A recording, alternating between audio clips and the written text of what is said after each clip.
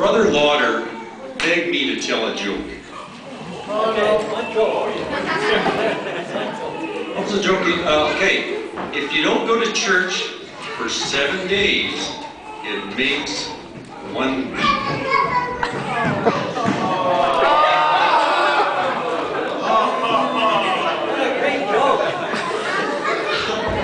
Our daughter, the wildlife biologist, she comes home every day from classes at McGill, and she has some new information about some animal. The other day she came home, and it's why do birds fly south?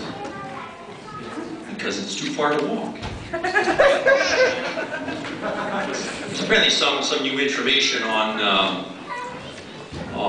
geese in the latest journal of migrating birds. Has anybody subscribed to that?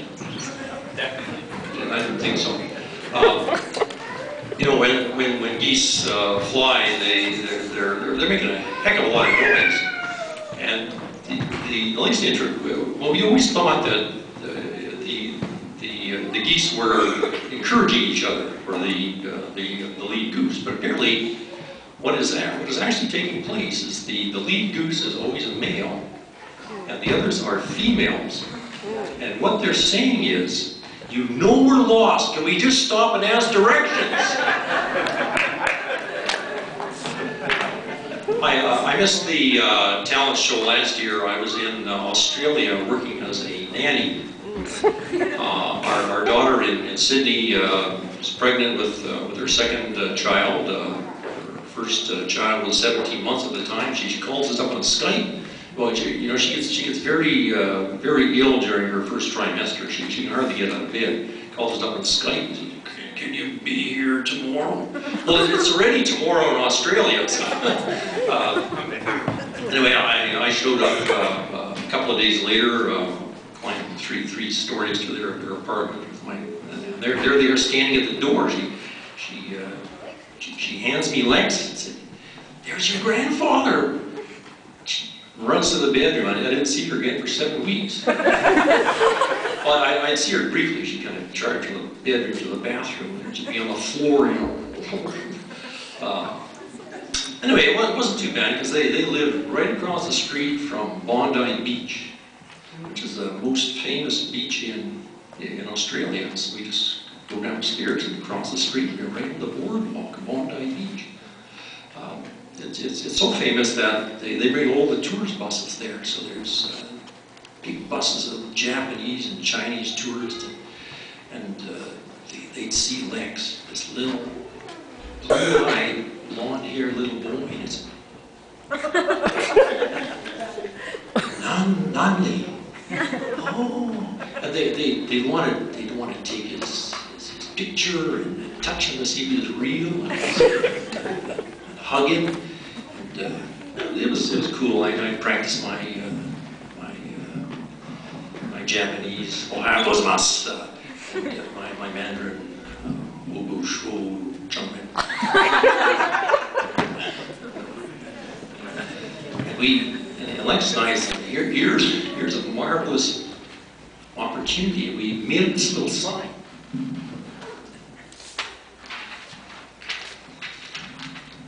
Says $5. I hope it says that. I don't say something rude. $5 for a picture with the little boy.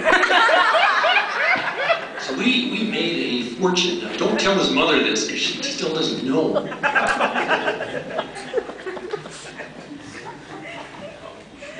And Jamie registered for all these mothers groups. You know, the mothers get together with their little kids. So I went to all the mothers groups. I'd be the only guy there. I was known as the bloke. That's British for a guy. So the mothers would have these discussions, and their little kids would try to take toys away from each other. It's kind of like that. So listening to all these discussions, I learned everything there was to know about IVM, IVF, burping, pregnancy, labor pains, breastfeeding, everything. I learned everything. So what I've decided to do is write a book.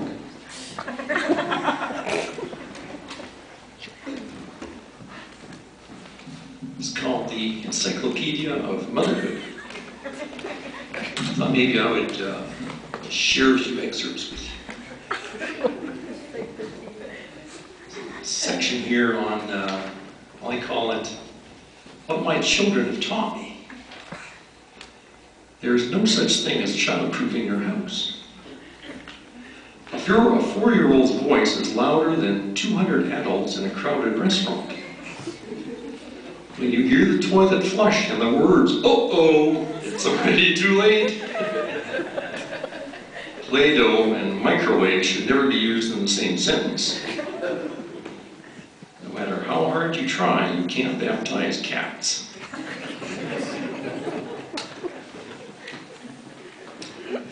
Never hold a dustbuster and a cat at the same time. Never leave a toddler, a furry animal, and a pair of scissors alone in the same room. Always look in the oven before you turn it on. There's another section here, which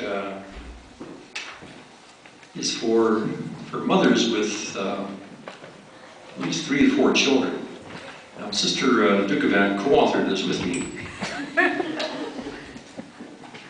Your first baby, you begin wearing maternity clothes as soon as your OBGYN confirms your pregnancy. Second baby, you wear your regular clothes for as long as possible. Your third baby, your maternity clothes are your regular clothes. First baby, you practice your breathing religiously. Second baby, you don't bother practicing because you remember the last time breathing didn't do a thing. Third baby, you ask for an epidural in your 8th month. First baby, at the first sign of distress, a whimper, a frown, you pick up the baby. Second baby, you pick the baby up when her wails threaten to wake your firstborn. Third baby, you teach your 3-year-old to rewind the mechanical swing. First baby, you take your infant to baby gymnastics, baby swim, and baby story hour. Second baby, you take your infant to baby gym.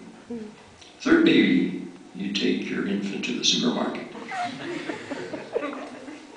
First baby, you spend a good bit of every day just gazing at the baby.